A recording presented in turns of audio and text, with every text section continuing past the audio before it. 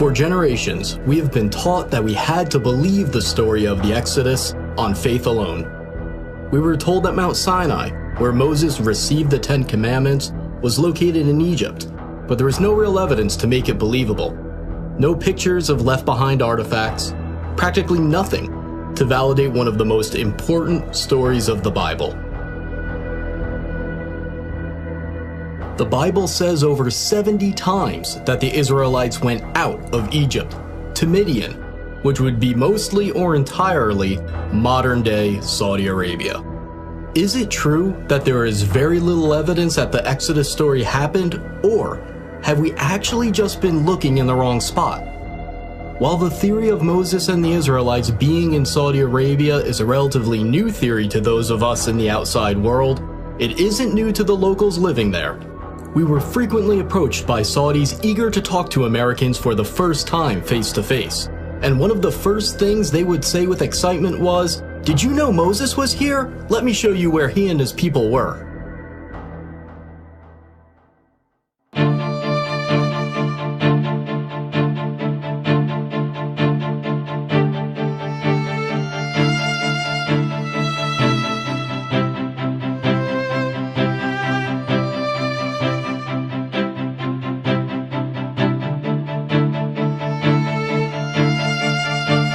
The tradition that the mountain in Egypt's Sinai Peninsula is Mount Sinai only dates back to the 4th century AD.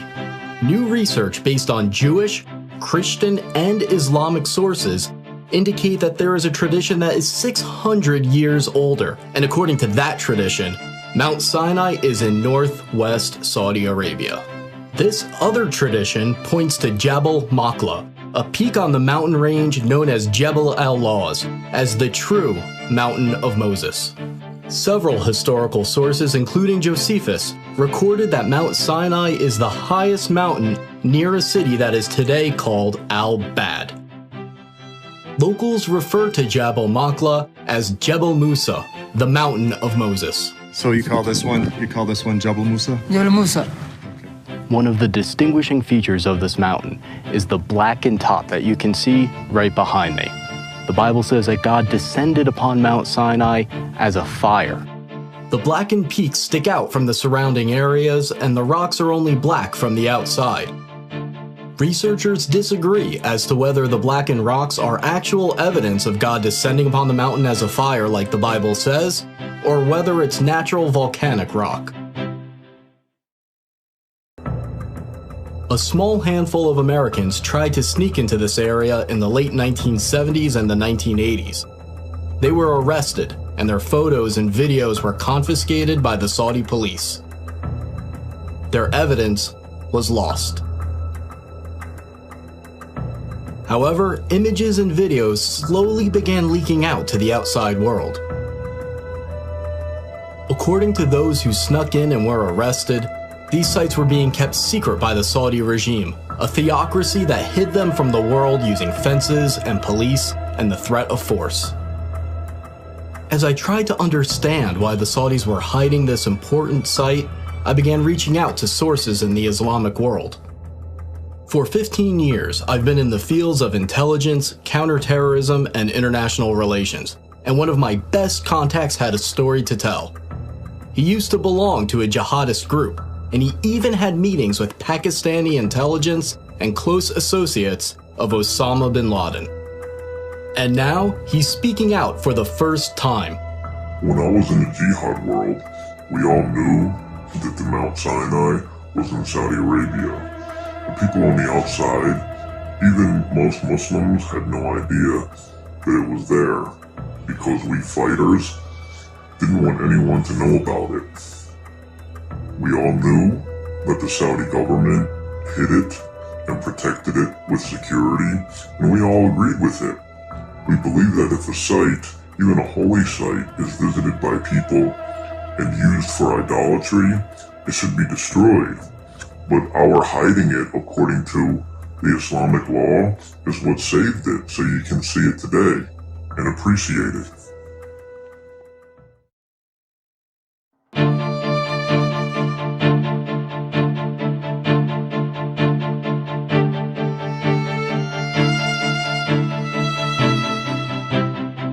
Moses flees Egypt after killing an Egyptian who he saw abusing one of the Hebrew slaves. He then escapes to Midian as a fugitive. In Midian, Moses sits by a well and he meets the daughters of Jethro who are getting water for his flock. Moses then marries one of his daughters. We are in the ancient land of Midian right now, near the town that locals describe as originally being the land of Jethro.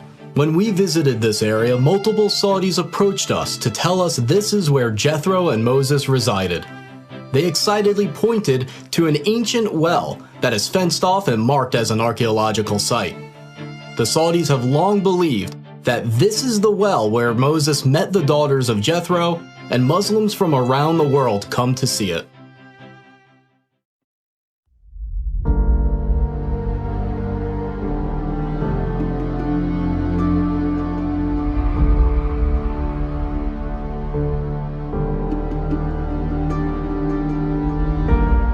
The book of Exodus says that the Red Sea crossing happened at a spot named Yam Suf, but experts have long disagreed about where it was. There are two proposed Red Sea crossing sites from Egypt into Saudi Arabia.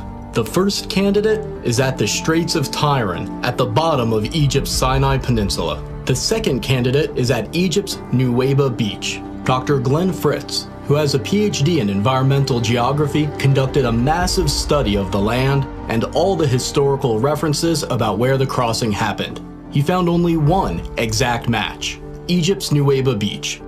Nuweiba Beach is almost 5 miles long and 3 miles wide, providing enough room for the Israelite population to fit. Here, they'd be trapped with the mountains on both sides, the Red Sea in front of them, and Pharaoh's army right behind them. Amazingly, there is a path under the water from Egypt into Saudi Arabia. The path is not too steep. The Israelites could have easily walked across if the waters were parted. Underwater research by Dr. Leonard Moeller showed strange shapes in the coral, leading some to believe that the remains of Pharaoh's army are there. According to this theory, the coral wrapped around the debris from Pharaoh's army and retained the shape of the objects after they dissolved. When they brought a metal detector down to the coral anomalies, the readings were consistent with circular patterns of metal resembling the parts of chariots. We had planned to dive near the possible Red Sea crossing point because it's a public diving site with stores where you can go and rent diving equipment. But we weren't allowed to. The Saudi police showed up, and they stayed with us until we left.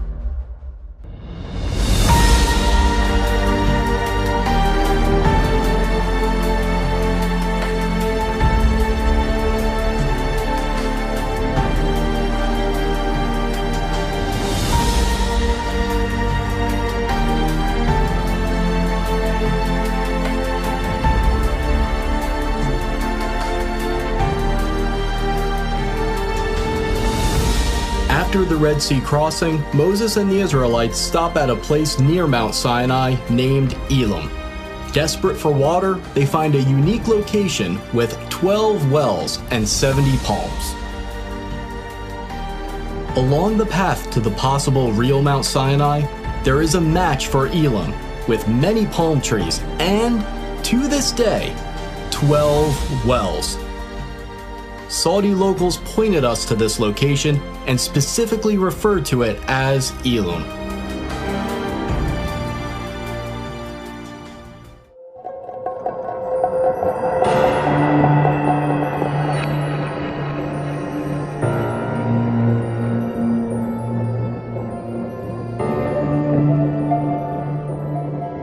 Another major event by Mount Sinai is the incident with the golden calf.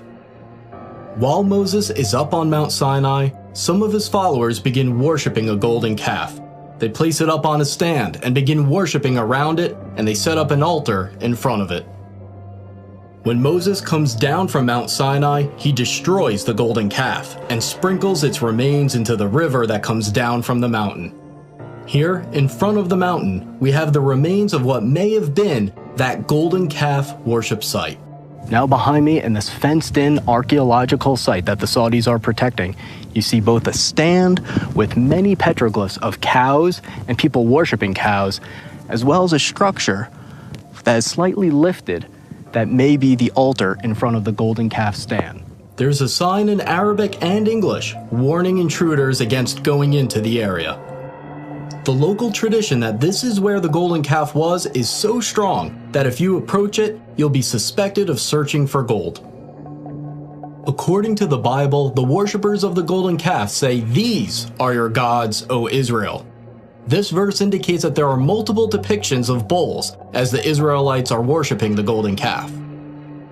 On the top of the stand where the golden calf would have been placed, there is a circular indent where the rock has been worn down. It's speculated that this is where Moses grounded the golden calf into powder. After Moses destroys the golden calf, 3,000 of the golden calf worshippers are killed, so there must be a spot where thousands of people were buried. About 4 miles from this site, there's a massive ancient graveyard. It appears to be a mass burial site where the graves were dug all at once. It's located just outside the plain where the Israelites would have camped, so it's exactly where it should be if this is where that story took place. Here too, the Saudis have a sign identifying it as an archaeological site, and it's patrolled by police.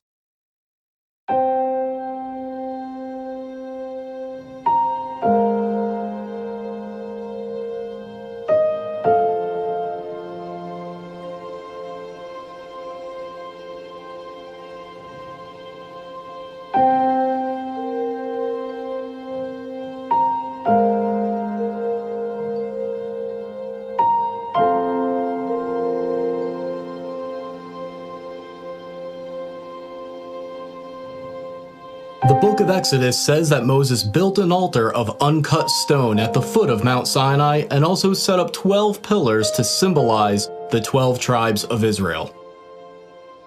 Right here at the foot of the mountain, we see this structure that resembles an ancient altar. And what we are standing in right now is probably the animal chutes that would lead them to sacrifice at the foot of the mountain. The animal chutes lead to this area of the structure, which may have been the slaughter platform for animal sacrifices. The Saudis, of course, say that this has nothing to do with Moses, but they admit that they found animal waste and bones underneath this area when they dug. People who have been to this site decades ago say that this site used to be much cleaner, and you could more clearly see the remains of about 12 pillars, as well as a stone platform that they would stand on. Near the altar and the 12 pillars, Moses reads to the Israelites the Book of the Covenant, and they agree to it. This means that Moses probably had a spot right above the altar that served as a stage in order to address the people. Right above this area with the altar and the pillars, there is an area that could have been a perfect spot for Moses to be seen and heard when the covenant is made. A Saudi local actually pointed to this part of the mountain and showed us how Moses' voice would have echoed like he was speaking in a natural amphitheater. The Bible says that a brook flowed down from Mount Sinai, providing water for the Israelites. The brook must have come down near the altar at the foot of the mountain for the sacrifices to take place, and the brook must have come near the golden calf because Moses threw its remains into the river. It's very easy to see where there was once a stream coming down from this mountain, where there's evidence of burnt sacrifices. It then ends up near the possible golden calf worship site. There's even evidence of wells around the area where a pool of water would have formed, proving that a large population once lived there. According to the Bible, the prophet Elijah travels to Mount Sinai, and once he gets there, he goes into a cave, and that's where he talks to God. The real Mount Sinai must therefore have a cave that is accessible, safe, and suitable for sleeping. This cave above the altar is about 15 feet high, 20 feet long, and 20 feet deep. If this is the real Mount Sinai, then this is almost certainly the Cave of Elijah.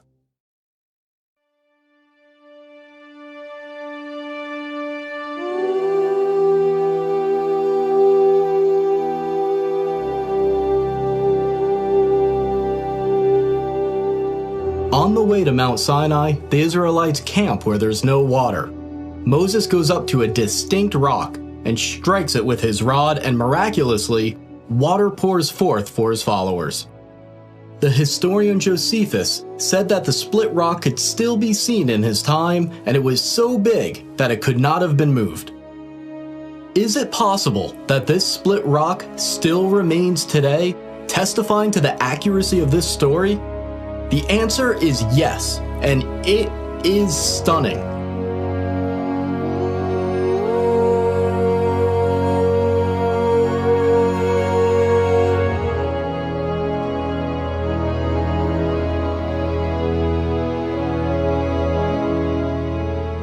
This split rock was first discovered by Jim and Penny Caldwell, an American couple that was working in Saudi Arabia in the early 1990s. The local Bedouins have long had two names for this area, the Water of Moses and the Split Rock of Moses. This split rock is on top of a 100-foot hill and is somewhere between 40 and 60 feet high. And what's really amazing about this specific location in the valley along the possible route to Mount Sinai is that the rocks underneath the split rock are smooth, as if tons and tons of water poured forth, forming a miniature lake at the bottom for the Israelites to drink from. If you have a relationship with a local, they'll tell you that this area is related to Moses, but the Bedouins that live here will try to keep you out. We saw this firsthand as we were chased out of the area. Okay, so we are flooring it. We're gonna see if this guy follows us. We heard 2 gunshots. This guy's like, doesn't really want to party.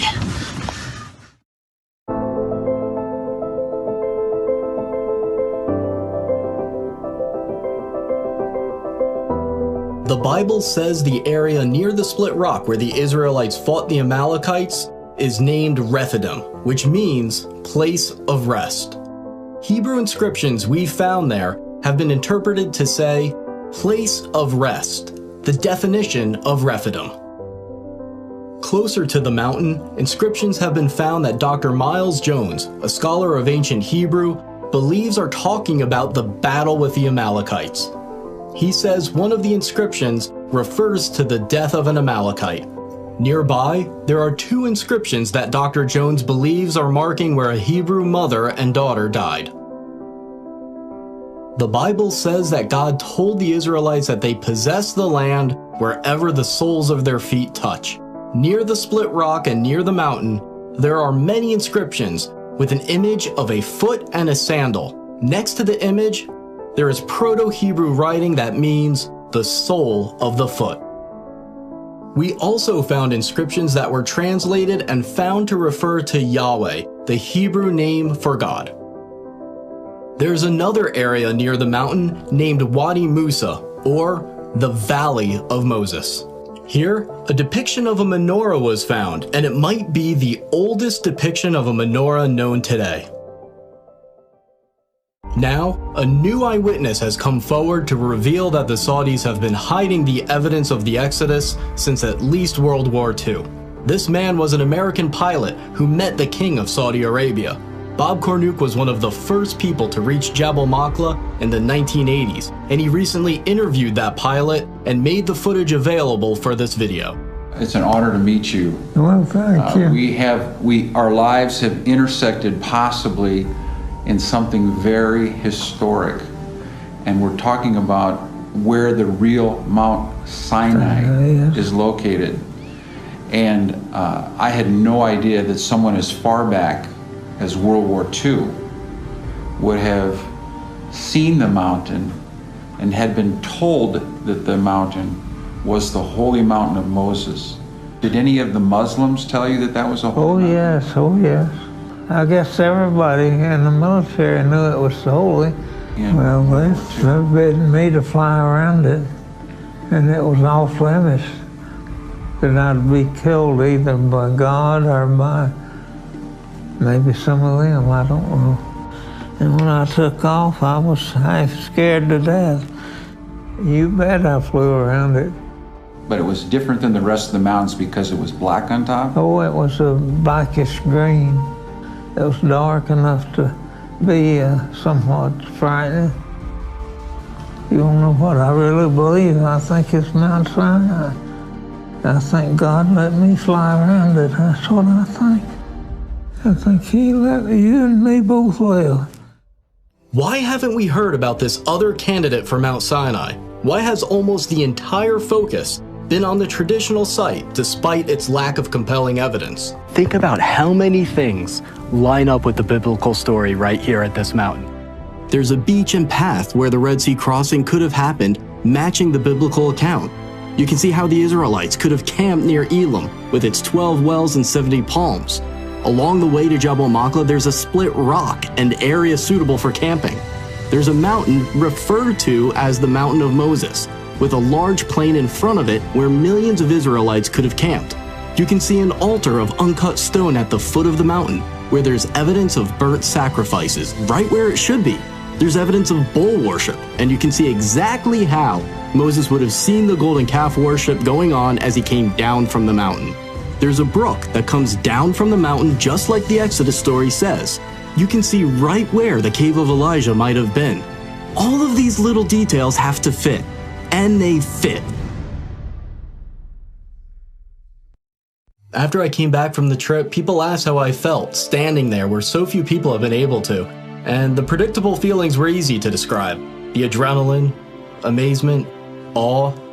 But there was an emotion that was more difficult to describe. I didn't deserve to be there. I'm not someone who's given away his wealth to the poor. I'm not a scientist or a pastor. And there are still days where I feel like I have no faith at all. But then as I looked at the mountains, I remembered something. The Bible has a clear pattern where God doesn't use the best or the most expected.